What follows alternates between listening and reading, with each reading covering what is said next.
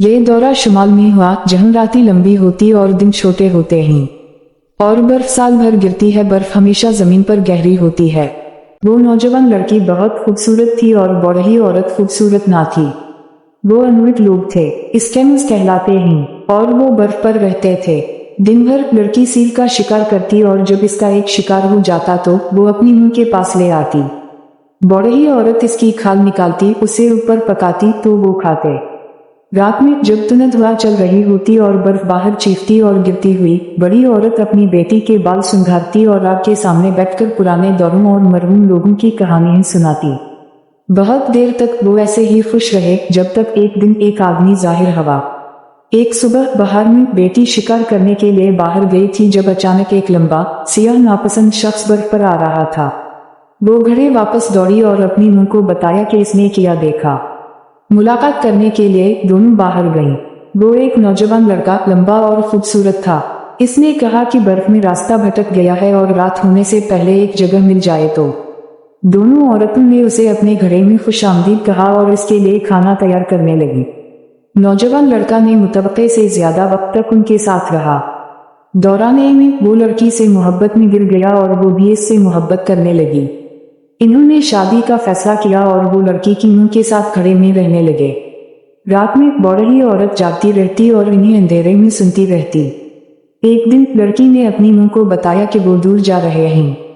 इसने कहा कि नौजवान लड़का उसे अपने गांव ले जाएगा और वहां मियां बीवी के तौर पर मिलकर रहेंगे। बौढ़ी औरत ने कुछ नहीं कहा, वो सोचती रही। इसने ख्याल किया कि घरे में तन्हा रहना होगा जहां सर्द हवा बाहर चलती होगी और बर्फ रात के दौरान चीखती और गिरती रहेगी। इसने सोचा कि खाना पकाने के लिए किस तरह पानी मिलेगा। एक दिन जब नौजवान लड़का शिकार करने गया, बौढ़ी औरत ने अपनी बेटी से कहा कि वो इसके खूबसूरत बाल सिंगारना चाहती है। इसने कहा कि जब उसका शौहर घर वापस आए तो लड़की को सबसे खूबसूरत दिखना चाहिए। लड़की अपनी मां के पैरों के करीब बैठ गई। बौढ़ी औरत ने अपनी बेटी के बाल सिंगारना शुरू किया। वो सुंघारती रही और रही जब तक कि बाल लैंप की रोशनी में चमकते नहीं हो गए। फिर उसने लड़की के बाल लेकर एक लंबी चोटी में घुमा दी। इसने चोटी को लड़की के गर्दन में घेरा और छना छना कर खींचा और खींचा यहाँ तक कि इसने अपनी बेटी को मौत की गिरह में छुपा लिया। बौढ़ी औरत ने चाकू लिया और धीरे से नौजवान लड़की का चेहरा छेड़ना शुरू किया। जब वो खत्म हो गई तो उसने अपनी बेटी के खून से लबरेज बेचेहरे जिस्म को घड़े से बाहर निकालकर बर्फ में दफन कर दिया। फिर उसने जमीन को पूछा और लाल बर्फ को दबा दिया। जब नौजवान लड़का घर वापस आया, उसने अपनी बीवी को बिस्तर में इंतजार में पाया। बौढ़ी औरत कहीं नजर नहीं आई।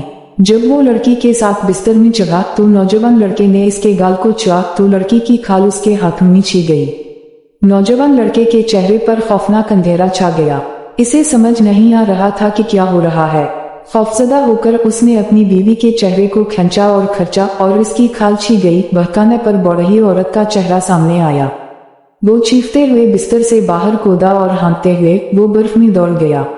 वो दौड़ता रहा और दौड़ता रहा जब तक कि दूर में एक छोटा सा नुक्ता रह गया और बौढ़ी औरत ने उसे देखा, आंखों के चश्मे से गिरते हुए झरेले चेहरे से।